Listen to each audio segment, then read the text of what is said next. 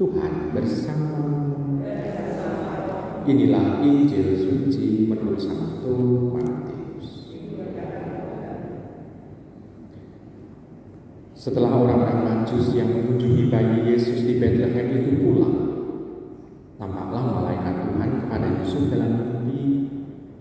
Malaikat itu berkata, "Bangunlah, ambillah anak itu serta ibunya, larilah ke Mesir, dan tinggallah di sana sampai aku berfirman kepadamu, karena Raja Herodes akan mencari anak itu untuk dibunuh."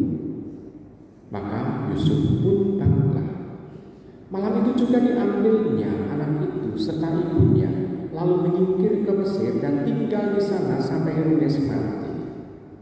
Hal itu terjadi supaya genaplah yang difirmankan Tuhan lewat nabinya, "Dari Mesir kupanggil anakku." Ketika Herodes tahu bahwa ia telah diberdayakan oleh orang-orang Majus itu, sangat marahlah ia.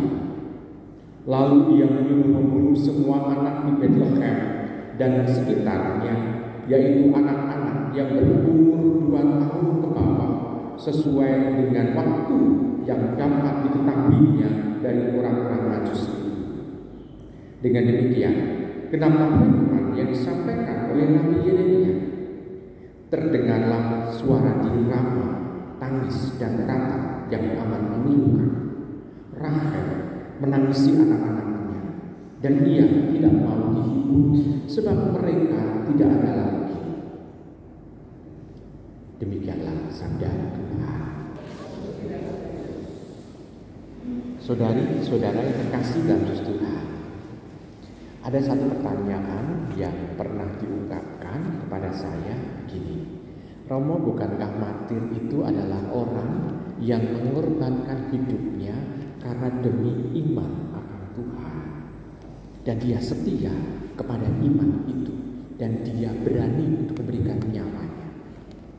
Nah, anak-anak ini itu kan belum mempunyai iman seperti itu. Tapi mengapa dia disebut para martir, anak-anak martir? Kenapa?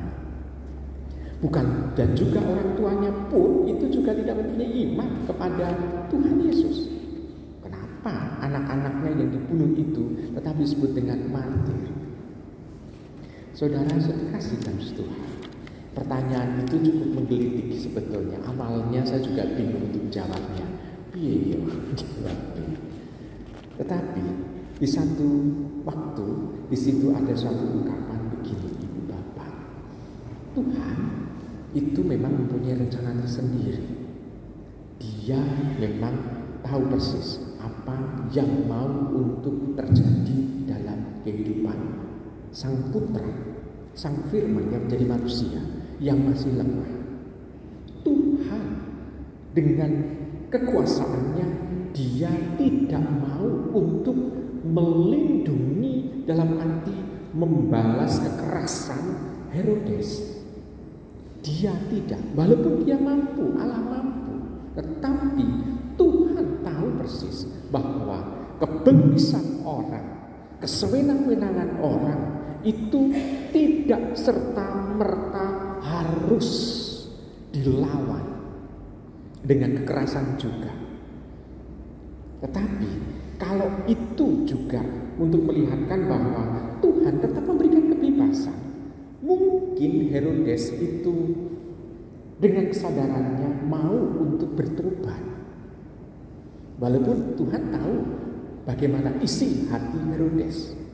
Seperti Tuhan Allah juga tahu bagaimana isi dulu pada waktu penjajahannya itu perbudakan di Mesir, isi Firaun.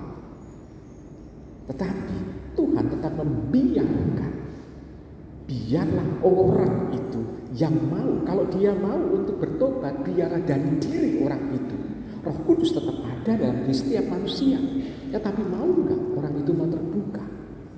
Dan ternyata kesewenang-wenangan itu terjadi. Dan kesewenang-wenangan itu sebetulnya mau membinasakan Sang Firman yang menjadi manusia. Dan yang menjadi korban adalah kanak-kanak yang lain. Dan di situ kita bisa melihat bahwa kanak-kanak yang lain itu memberikan darah demi kehidupan Sang Firman. Berarti kita bisa melihat bahwa dia layak untuk disebut sebagai para martir juga, karena dia memberikan nyawanya demi Sang Firman yang menjadi manusia yang masih dalam bentuk yang lemah. Kalau dia dewasa, pasti dia bisa berteriak. Tetapi pada waktu anak-anak mungkin baru bisa menangis, tetapi dalam menangis pun dia tidak bisa melakukan apa-apa, tidak bisa berlari. Ibu bapak, saudara terkasih dalam Tuhan. Kalau demikian kita bisa melihat bahwa yang menakutkan bukanlah kekuatan setan. Karena setan tidak mampu untuk membunuh orang, tetapi kesewenang-wenangan orang inilah yang kesetanan yang bisa membinasakan orang lain.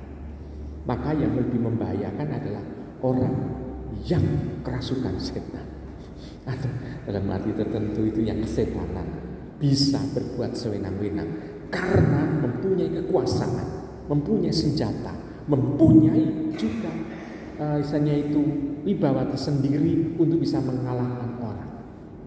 Nah, kalau demikian, Tuhan tidak mengajak bagi diri kita untuk melawan secara frontal, tetapi Tuhan mengajak kepada kita dengan kecerdikan, dengan kebijaksanaan sendiri.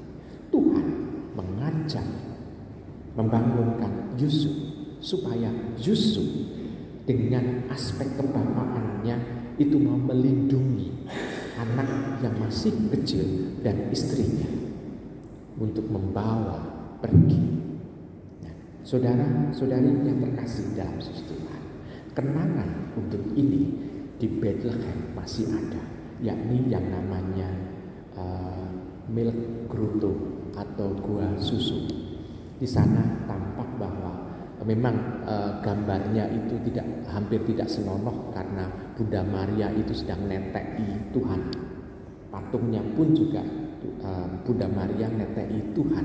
Tetapi di sana mengungkapkan bahwa demi menyelamatkan supaya Yesus itu tidak nangis, supaya tentara-tentara Herodes itu tetap hanya lalu lalang di depannya, mereka sembunyi di situ sebelum mengungsi ke Mesir. Nah, saudara terkasih, itu menjadi semacam monumen untuk sekarang, menjadi monumen kekerasan dari Herodes yang membinasakan bayi-bayi kecil. Nah, bagi kita peringatan ini sebetulnya mau mengajak apa? Mau mengajak pada kita, jangan kita mengeluh dengan kelemahan, dengan keterbatasan dan kekurangan, atau dengan kekecilan kita, dengan sederhanaan kita. Jika kita mengandalkan Tuhan, Tuhan pasti akan menyelamatkan kita. Walaupun nilai keselamatan itu tidak hanya keselamatan di dunia ini, tapi lebih-lebih adalah keselamatan yang ada di sana. Bayi-bayi itu juga diselamatkan oleh Tuhan. Yang tadinya seolah-olah itu hanya menjadi yang tadinya direngkuh oleh ibunya, oleh orang tuanya, akhirnya dia direngkuh oleh malaikat-malaikat Tuhan untuk masuki kerajaan Allah. Nah, saudara-saudari yang terkasih dalam Tuhan, kalau demikian kita bisa melihat keselamatan itu kita biarkan pada penyelenggaraan Tuhan untuk kita. Beranikah kita untuk menyerahkan seluruh hidup ini pada penyelenggaraan Tuhan? Kadang-kala kita menuntut, tetapi toh kita harus membiarkan Tuhan itu berkarya. Maka setiap doa kan kita selalu menggunakan kata semoga. Artinya kita mempunyai harapan, tetapi untuk kepastiannya kita serahkan pada penyelenggaraan Tuhan. Selamat merenungkan.